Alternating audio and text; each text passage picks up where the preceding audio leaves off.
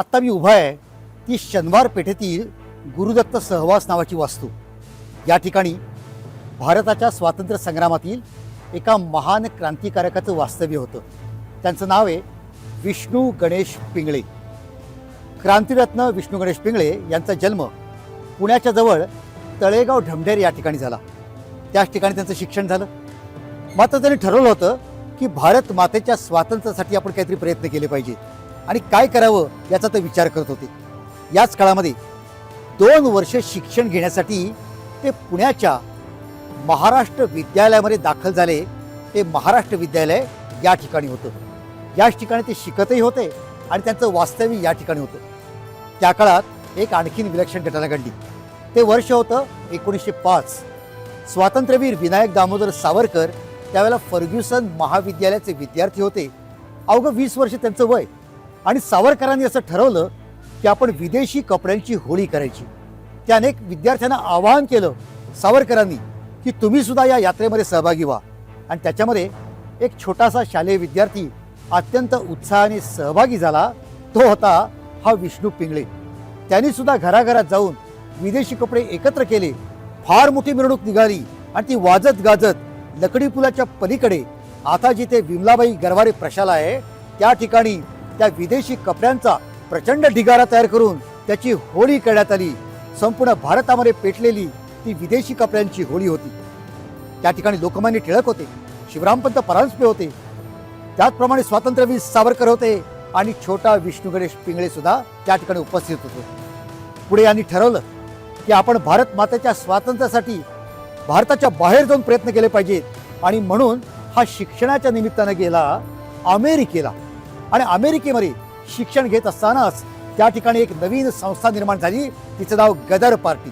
गदर म्हणजे बंड, गदर म्हणजे स्वातंत्र्यासाठी केलेला संग्राम. त्याच्यामध्ये अनेक जण होते. त्यात लाला हरदयाळ होते. त्यात महाराष्ट्रातले अजून एक क्रांतिकारक पांडुरंग सदाशिव खानखोजे होते. या सगळ्यांनी एकत्र येऊन अमेरिका असेल किंवा कॅनडा असेल तिथे आपल्या स्वातंत्र्य संग्रामाचा प्रचार केला, प्रसार केला, धन एकत्र केलं आणि भारताच्या स्वातंत्र्य संग्रामाला प्रेरणा दिली. इतकंच नाही, त्याच काळामध्ये म्हणजे साधारणपणे 1914 मध्ये पहिलं महायुद्ध सुरू झालं.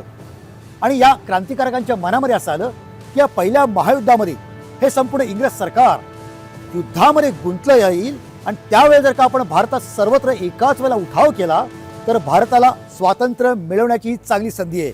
आणि मग असं ठरलं की विष्णू गणेश यांनी भारतात जायचं, भारतातल्या गावागावात जायचं, प्रांताप्रांतात जायचं, इंग्रजांच्या ज्या छावण्या आहेत, कॅम्प आहेत, तिथल्या शिपायांना भेटायचं, सैनिकांना भेटायचं आणि त्या भारतीय सैनिकांचं मन वळवून त्यांच्याच साह्याने भारतामध्ये मोठा उठाव घडून आणायचा.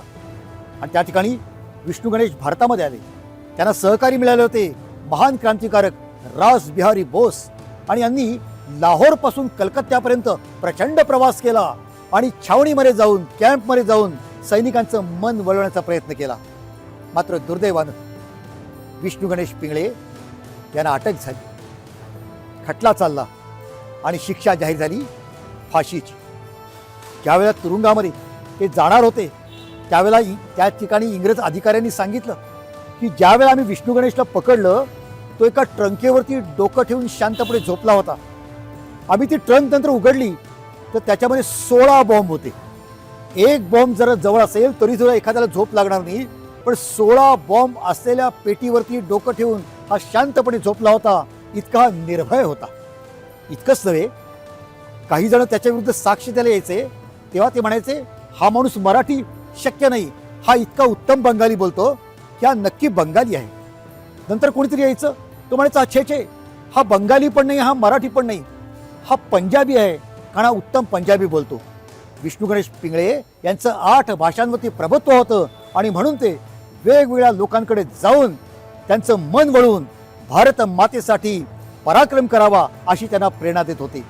असा या हिंदुस्थानच्या इतिहासातील एक महान नाव विष्णू गणेश पिंगळे.